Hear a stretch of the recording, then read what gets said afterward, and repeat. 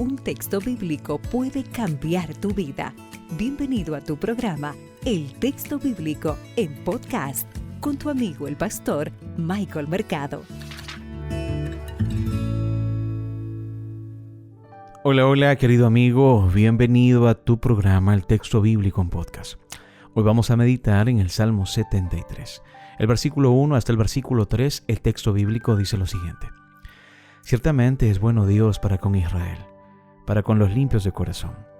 En cuanto a mí, casi se deslizaron mis pies, por poco resbalaron mis pasos, porque tuve envidia de los arrogantes, viendo la prosperidad de los impíos.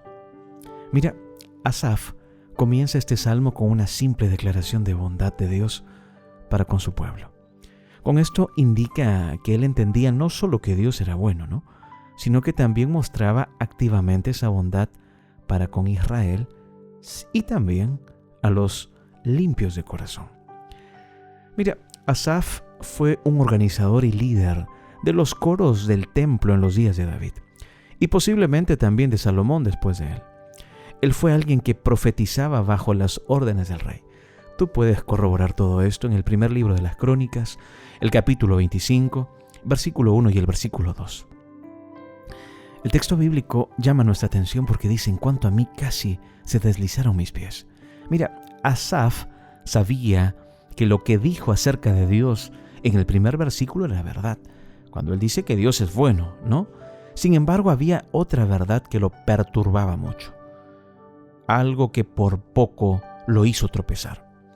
Hizo que sus pasos casi incluso resbalaran. Es lo que el texto bíblico menciona y dice. ¿Sabes?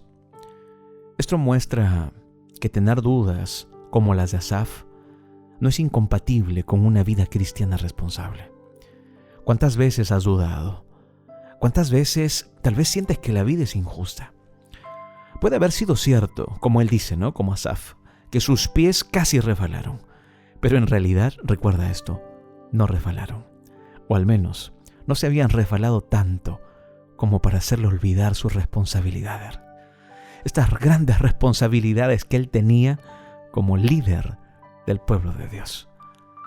¿Qué es lo que está a punto de hacerte resbalar? Por favor, no te desconcentres. Mira, esta sociedad, el mundo, todo trata de llamar nuestra atención en pro ¿de qué? De disminuir la fe que debemos de tener en Dios. No te desconcentres. Que los golpes de la vida, que las injusticias, que el dolor, que la muerte, que la infidelidad, que el hambre, que la miseria, no te desconcentre del amor de Dios, sino que en medio de todo ello tú puedas recordar que hay un Dios presente. El texto bíblico continúa y dice, porque tuve envidia de los arrogantes, viendo la prosperidad de los impíos. Esta era otra verdad que parecía contradecir, ¿verdad?, lo que Asaf sabía de Dios, como se declaraba en el primer versículo, cuando él dice, Dios es bueno para con Israel. Pero necesitamos recordar algo importante. Asaf sabía de Dios como se declara, ¿verdad?, en el primer texto. Sabía que Dios era bueno, pero también parecía que Dios era bueno con los arrogantes y con los impíos. Y esto le parecía muy injusto a Asaf. Y esto hace que por poco, como dice el texto bíblico, él tropezara, ¿verdad?, que él cayera. Pero sabes, Asaf vio la misma evidencia preocupante que muchos ven todos los días en su propia vida.